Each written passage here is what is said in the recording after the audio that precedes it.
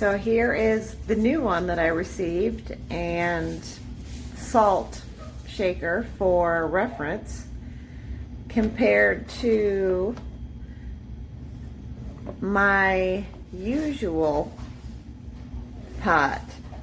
So this is pretty good to know if you are buying this, that this is the size you will be receiving.